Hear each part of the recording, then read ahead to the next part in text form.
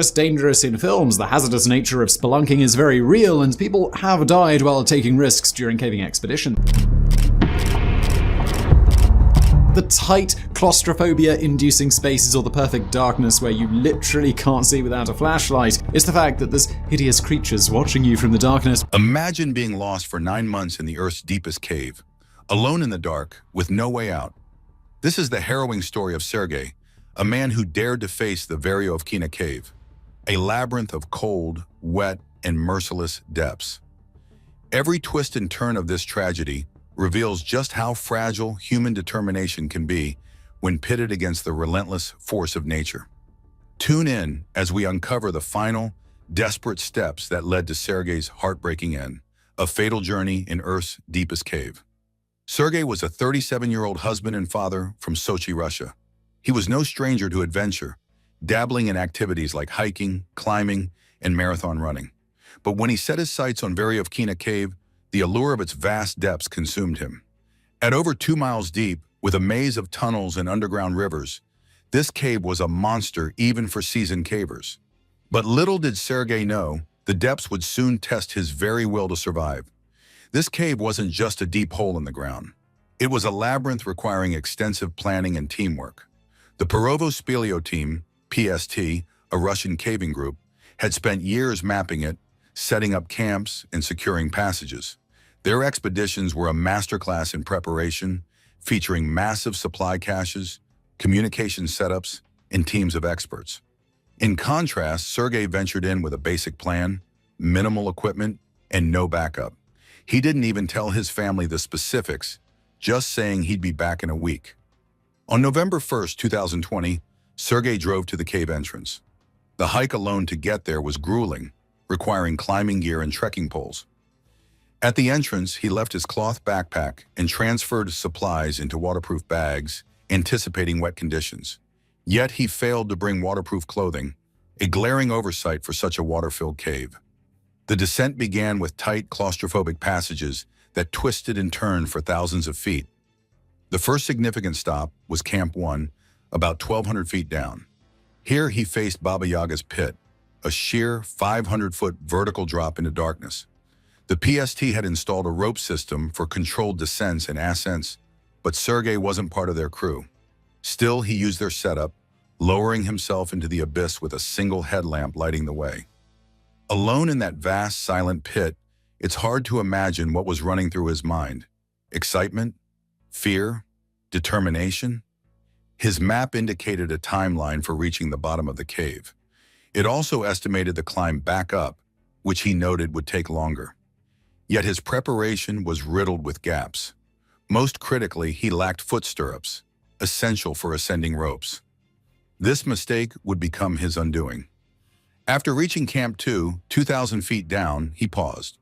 This camp was a PST outpost with basic amenities: a tent, a gas stove, and a few scraps of food. It's here that he stayed for 6 or 7 days, likely trying to figure out how to ascend Baba Yaga's pit. Without foot stirrups, climbing that rope was nearly impossible. Pulling oneself up hundreds of feet using just arms and a harness is a Herculean task, especially with no rest points. By the time he decided to descend further, he must have been desperate. Perhaps he hoped to find stirrups or supplies at the next camp. The journey to Camp 3 at 3,300 feet was brutal. Weak, hungry, and likely hypothermic, he pressed on. The humidity and cold made his cotton clothes a liability, clinging to his skin and sapping his body heat. Still, he reached Camp 3, only to find it as barren as the last. At this point, he was trapped in a no-win situation. Climbing back up seemed impossible without the right gear, and descending further was a gamble he couldn't afford to lose. Yet he chose to push downward, aiming for Camp 4 over 1,000 feet below. This final descent would prove fatal. The exact details of his last moments are unknown. At 3,600 feet, his body was found dangling from ropes. He was ill-equipped, wet, cold, and exhausted. Whether he fell, succumbed to hypothermia, or simply gave up is unclear. What is clear is the sheer desperation that must have consumed him. His disappearance wasn't noticed for days. When he failed to return home, his wife alerted authorities, but she had no idea where he had gone. It wasn't until 9 months later, in August 2021, that the PST stumbled upon the evidence. A rope left improperly at the cave entrance caught their attention. As they descended, they found his gear scattered at various camps. And then, at 3,600 feet, they found him. The retrieval of his body was a nightmare. Tight squeezes, twisting passages, and vertical climbs made carrying a body impossible. In the end, a team of over 100 people dismembered and transported his remains piece by piece. It was a grim, harrowing process, but it gave his family the closure they needed. This story is both tragic and cautionary. It's a stark reminder that nature's extremes demand respect, preparation, and humility. His ambition to conquer Veryovkina Cave cost him everything. And while his name is now tied to one of caving's darkest tales, it's a story that should make anyone think twice before diving into the unknown unprepared. When he reached Camp 2 and spent nearly a week there, it wasn't just about resting. It was likely a period of frantic problem-solving and mounting despair. The realization that he couldn't ascend Baba Yaga's pit without proper equipment must have been a crushing blow. Every day spent at the camp depleted his limited supplies and sapped his strength. The coal gas stove could offer heat and some semblance of comfort, but it wasn't enough to sustain him indefinitely. Reaching Camp 3 was a small victory, but it came at a steep cost. His energy reserves would have been nearly depleted, his body pushed to its limits. The camp's emptiness, no food, no equipment to aid his climb, must have been a devastating sight. It's hard to imagine the thoughts running through his mind at that moment. Did he feel regret? Did he still hold on to hope? Whatever his thoughts, he pressed on, driven by a will to survive that defied his dire circumstances. Descending further to Camp 4 was a gamble he likely knew he couldn't afford to lose. At this depth, the cave becomes even more unforgiving. The water flow intensifies, turning trickles into waterfalls that soak everything in their path. The cold becomes more biting, and the air feels heavier, carrying a damp chill that seeps into the bones. His cotton overalls, already a liability, became a dangerous trap, holding onto water and accelerating heat loss. Hypothermia would have been a constant threat. In such conditions, the body's core temperature drops steadily, leading to confusion, weakness, and ultimately unconsciousness. His attempts to navigate the cave while battling these symptoms must have been heartbreaking. Each step, each climb, would have taken immense effort, his body screaming for rest even as his mind urged him to keep going. Sergey's story shows the heavy cost of going too far. A tale of ambition and unforgiving depths. The discovery of his body at 3,600 feet paints a grim picture of his final moments. Dangling from ropes, he was found with ascenders attached but no foot stirrups. This detail underscores the tragic irony of his situation. With the right equipment, ascending might have been possible. Without it, he was trapped, unable to climb and unable to rest. The plastic caving bags found beneath him suggest he was still trying to push forward, carrying his remaining supplies in a last-ditch effort to survive. When the PST discovered his remains, the reality of his struggle became clear. His journey was not just a physical failure, but a cascade of small miscalculations and oversights that compounded into a fatal disaster. The effort to retrieve his body highlights the challenges of caving at such depths. The Veryovkina Cave is not a place where mistakes are easily corrected. Every decision carries weight, and every misstep can have dire consequences. For the team tasked with bringing him back to the surface, the process was grueling. Over 100 people worked tirelessly, navigating the same treacherous pathways that had claimed his life.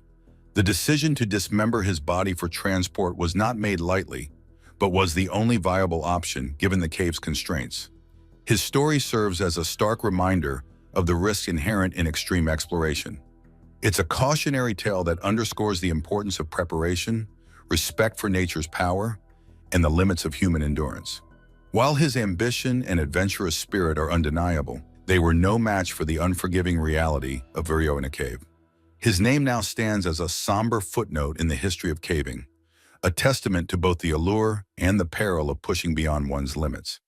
The Veryovkina tragedy is a story that lingers, its lessons etched into every twist and turn of the cave's depths.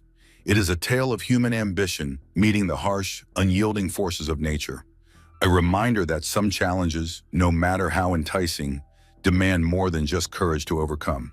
The dynamics of extreme solo expeditions must be examined in detail. Solo adventurers often chase not just the thrill, but the personal achievement of conquering untamed environments. This drive can override common sense, leaving explorers vulnerable to their own overconfidence. His attempt to tackle Veryovkina without notifying authorities or even his family indicates a level of secrecy often associated with solo adventurers who seek pure, unfiltered experiences. Yet this pursuit can blind them to the glaring risks. Imagine being stuck in one of the deepest caves on Earth, alone in the dark, surrounded by nothing but damp, freezing walls and the echo of your own breathing. That's what happened to this daring adventurer whose story took a tragic turn in the Veryovkina Cave. What started as an exploration of one of nature's most extreme environments turned into a grim reminder of how unforgiving the underground world can be. His disappearance left a trail of heartbreak, confusion, and questions for his family, his friends, and the brave team who went down there to bring him back. When the call finally came, they'd found him. It wasn't the news anyone wanted to hear. Yes, there was closure, but it came with a heavy dose of heartbreak. His body was deep in the cave, trapped in a place that seemed almost designed to keep people out. And the details of his death, cold, alone, and possibly desperate, painted a picture that no one could shake. Imagine knowing that someone you love spent their last moments in such a lonely, terrifying place. It's a kind of grief that's hard to put into words. For his family, it wasn't just about losing him, but the way they lost him. The cave became a symbol of everything they couldn't change or control. These aren't just ordinary folks, they're trained professionals who go into places most of us wouldn't dare. But even for them, this wasn't a normal mission. They weren't rescuing someone alive. They were retrieving a body, and not just any body, a man who had pushed the limits of human endurance and lost. The cave was no friendly place. It's cold, wet, and pitch black, with tight passages and steep drops. Every step down was a reminder that they were entering a world that had already claimed one life and could easily take another. The physical challenges were bad enough, but the emotional weight? That's another level. Imagine carrying out a recovery mission where every twist and turn reminds you of the tragedy you're dealing with. And then there's the decision no one wants to talk about but had to be made. His body couldn't be brought out in one piece. The cave was just too narrow, too unforgiving. So they had to do the unthinkable. Dismember him to carry him back to the surface. Necessary? Yes. Traumatizing? Absolutely. Even the most seasoned rescuers would struggle with a decision like that. It goes against everything we're taught about respecting the dead. But at that moment, it was the only option. Bringing him back wasn't just a logistical nightmare. It was an emotional one too. Piece by piece, they carried his remains through the narrow passages, knowing full well what it meant for his family. How do you even begin to explain something like this to the people waiting above ground? For the rescuers, the mission didn't end when they emerged into daylight.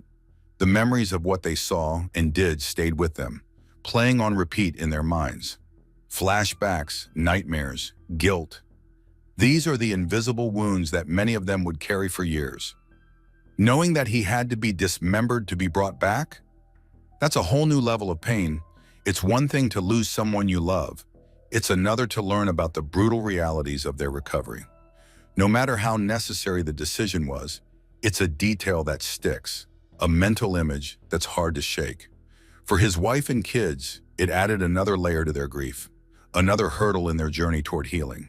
Time might dull the pain, but it won't erase it.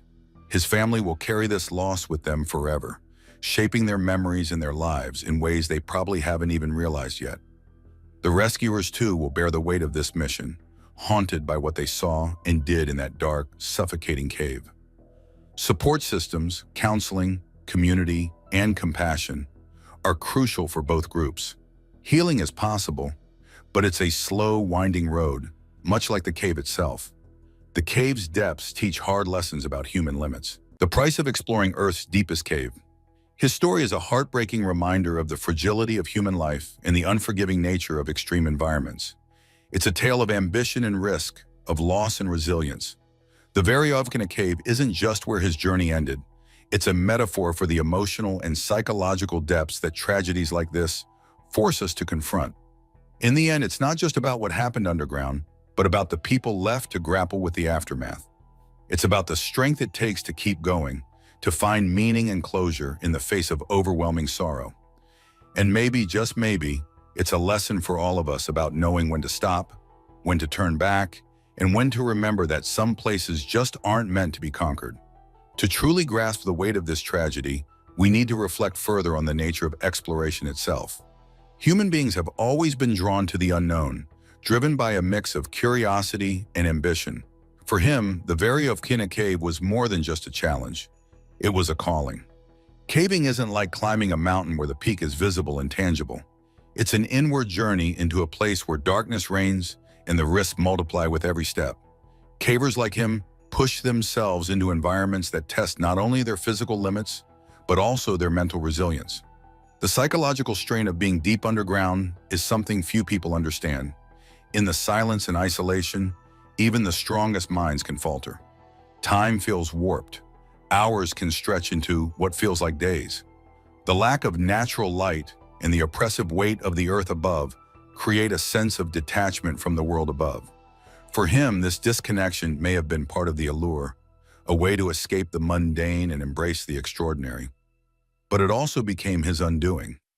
One wrong move, one misjudged moment, and the environment turned hostile. For his family, these thoughts add another layer to their grief. They're left to wonder why he felt compelled to take such risks. Was it worth it? Could anything have been done to prevent it? These questions are common for families of adventurers, especially when the risks are so extreme. His wife and children might grapple with conflicting emotions, pride in his courage and accomplishments, but also anger at the choices that led to his loss. The rescue team, too, faces questions of purpose and meaning. They've dedicated their lives to aiding others, but missions like this one test their resolve.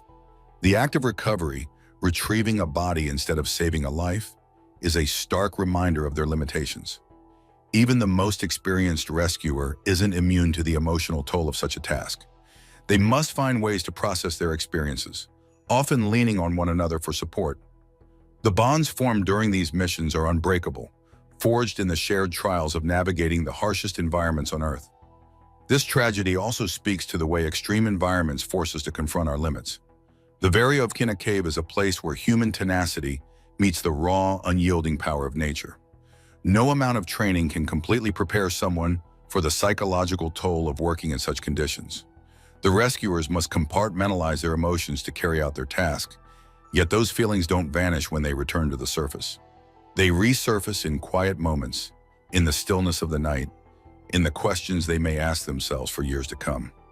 As we reflect on Sergey's journey and its tragic conclusion, we're reminded that exploration comes with risks, and those risks extend beyond the individual.